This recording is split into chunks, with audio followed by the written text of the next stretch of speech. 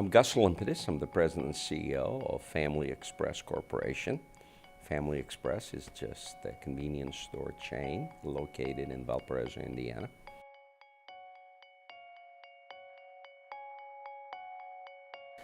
Well, I think I often describe my early beginning into the world of business as an exercise in youthful indiscretion. The odds of success were remarkably low. I came from a company that was obsessed with emphasis on education. I literally dropped out of college to do this. So at the time of my early engagement at the age of 21, this is as early as you can engage legally, I'm not sure that there was a family member that was really excited about what I was doing.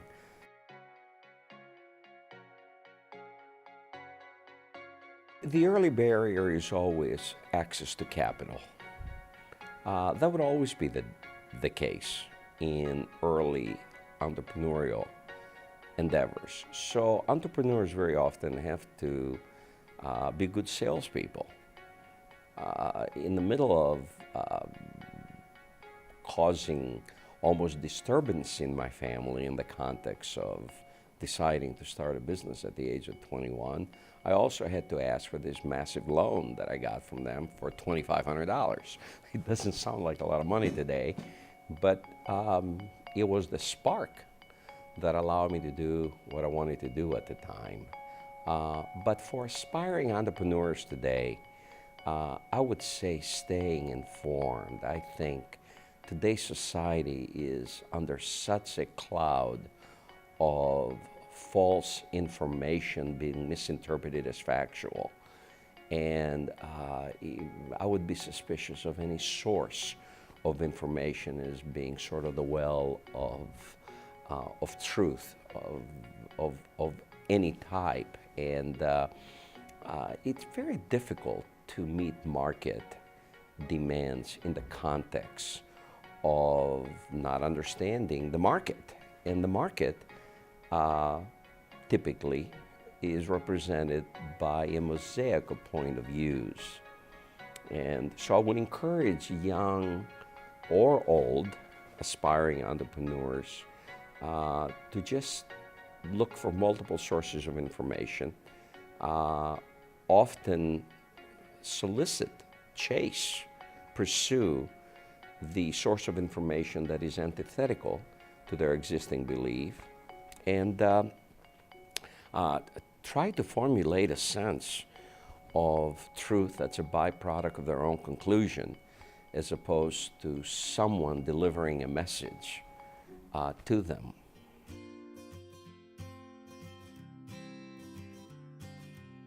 The truth of the matter is that this industry chose me.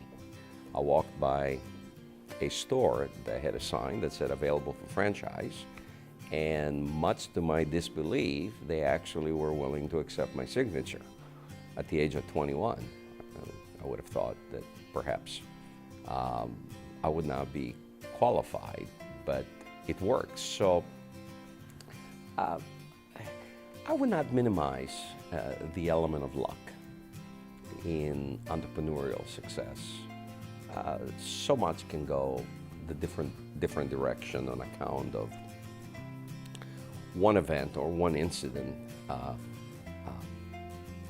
changing the outcome, that I think having a sense of humility about not really being in total control of the ultimate outcome, I think is useful, especially in the context of most new businesses failing in the first 5 years. So you go into it knowing, I think you should go into it knowing, that your chances of success is somewhat limited.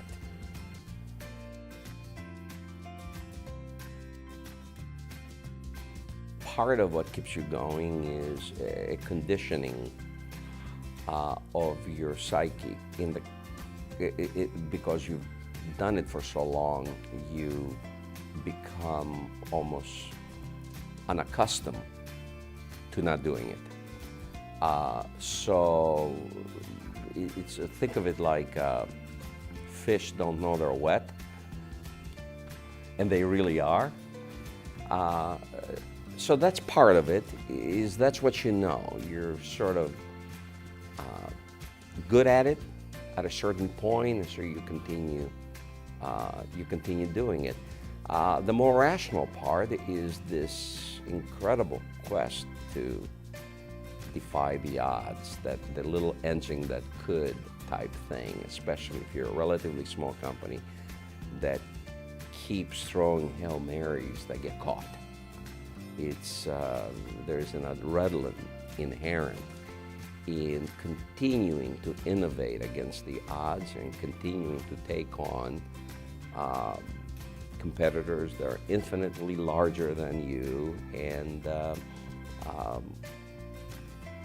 getting into a brawl with them, and at the end of the brawl you find yourself standing and they're not. It's kind of a fun thing.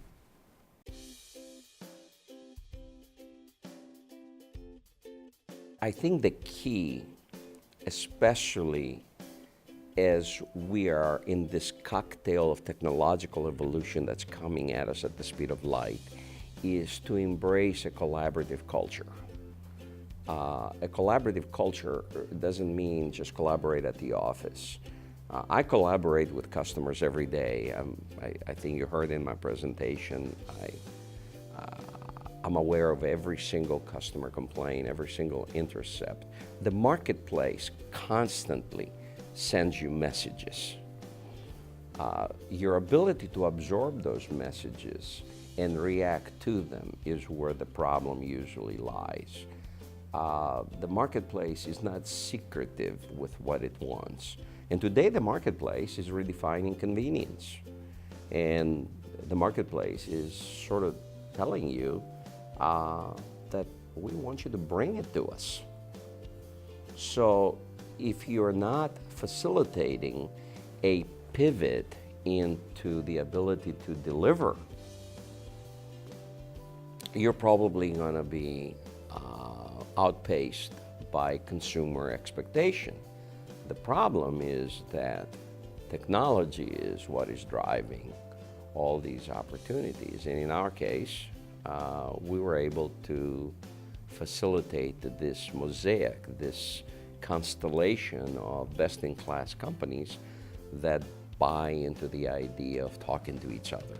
And instead of competing independently in silos, they celebrate the notion of a technology ecosystem where the best of the best can harmoniously support each other, as opposed to being agnostic or indifferent to each other.